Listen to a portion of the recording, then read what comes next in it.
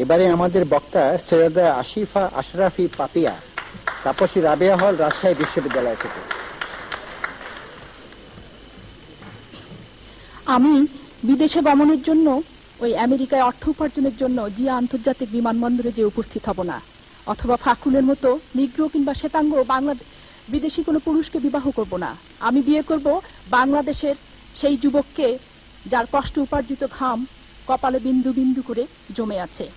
আমি Aristotle Plato curl মার্কসের জীবনে নিয়ে আলোচনা করব না।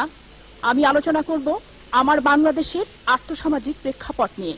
আমি চাই, বাঁচতে চাই, আইনের অনুশাসনে বাঁচতে চাই, বাংলাদেশের মানুষকে রজনীগন্ধা হাস্তাহেনা প্রস্ফুটিত গোলাপের মতো করে বাঁচাতে চাই।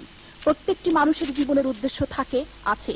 আমাকে যদি প্রশ্ন করা হয় মানুষের জীবনের উদ্দেশ্য কি, আমি বলবো যে যেই দেশেই থাকুক, যেখানেই থাকুক, যেই পেশাই করুক, যেই কাজই করুক, প্রত্যেকটি মানুষের উচিত হবে দেশের মানুষের, দেশের জনসাধারণের, দেশের কল্যাণে নিজেকে নিয়োজিত করা। আমাকে যদি প্রশ্ন করা হয় তোমার জীবনের উদ্দেশ্য কি, তবে আমি এ প্রশ্নের উত্তর দেব বাংলাদেশের আর্থসামাজিক অবস্থার প্রেক্ষাপটের বিশ্লেষণের মাধ্যমে।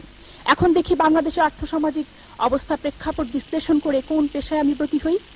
আমি বাংলাদেশের যেদিকে তাকাই দেখি দারিদ্র্যের তীব্র কষাঘাতে জর্জরিত, এবং আমি বাংলাদেশের ৬৮,০০০ গ্রামে গঞ্জে দেখেছি সেই নিভৃত একটি কুঠির ঘরে একটি মায়ের গাদা গাদা সন্তান জর্জরিত হয়ে আছে, যাদের বুকের পাঁজরগুলো গোনা যাচ্ছে। আমি দেখি চারিদিকে বাংলাদেশের মানুষ অশিক্ষা, কুশিক্ষায়, কুসংস্কারে হাবুডুবু খাচ্ছে। ঢাকা শহরে এই বিতর্কের উদ্দেশ্যে, এই বক্তৃতার উদ্দেশ্যে যখন আসি, তখন দেখি একটার সময় ওই মিউনিসিপ্যালিটি কর্পোরেশনের ময়লাযুক্ত গাড়ি ঢাকা শহরের উপর দিয়ে ধাবিত হচ্ছে। প্রত্যেকটি মানুষ নাক ঢাকা দিচ্ছে, চোখ ঢাকা দিচ্ছে দুর্গন্ধে, অথচ সমগ্র পৃথিবীতে মানুষের অসুবিধা সৃষ্টি করার কোনো কিছু যাতে করতে না পারে নিয়ম আছে, নীতি আছে।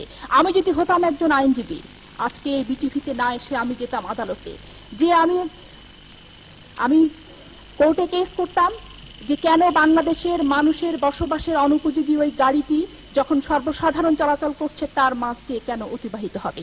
তাই আজকের এই উপস্থিত এবং নির্ধারিত বক্তৃতায় আমি নিজেকে একজন আইনজীবী হিসেবে আমার উদ্দেশ্যকে প্রতিষ্ঠিত করতে চাই। বাংলাদেশে আজকে ব্যাপক জনসংখ্যা সমস্যা, এই সমস্যা ১ নম্বর সমস্যা। এই সমস্যা সমাধানের উপায় কি? পত্র পত্রিকা বিভিন্ন প্রচারণার মাধ্যমে বাংলাদেশের মানুষকে উদ্বুদ্ধ করা হচ্ছে জনসংখ্যা নিয়ন্ত্রণের জন্য।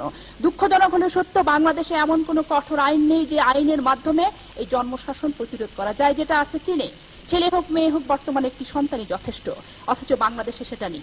অশিক্ষা, ব্যাপক হারে অশিক্ষা। যদিও অবৈতনিক শিক্ষাকে বাধ্যতামূলক করা হয়েছে, তথাপি আমরা দেখছি যে প্রাথমিক শিক্ষা গ্রহণ না করলে তার বিরুদ্ধে কোনো শাস্তিমূলক ব্যবস্থা নেই। প্রত্যেকটি শিক্ষা প্রতিষ্ঠান একটি সন্ত্রাসের আস্তাকুড়ি পরিণত হয়েছে। কেন হয়েছে? আজকে প্রত্যেকটি আইনজীবীর প্রতিজ্ঞা করা দরকার যে সন্ত্রাসকারীদের পক্ষে কোনো আইনজীবী আদালতে কোনো বিচার নেবে না এবং বিচার করবে না।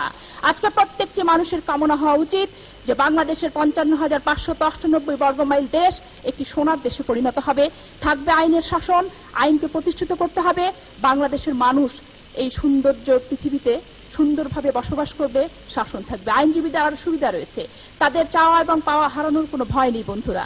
তারা একজন এলিট এবং ক্ষমতাসীন ব্যক্তির যে কোনো দুর্নীতির বিরুদ্ধে আদালতে আশ্রয় গ্রহণ করবে এবং করে সেই ব্যাপারে ওই এলিটকে এবং ক্ষমতাসীন ব্যক্তিকে সাবধান করে দিতে পারবে।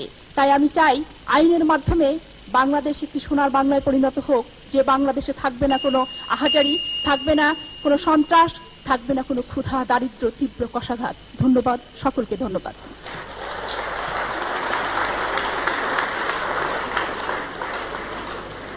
ধন্যবাদ সৈয়দা আসিফা আশরাফি পাপিয়া।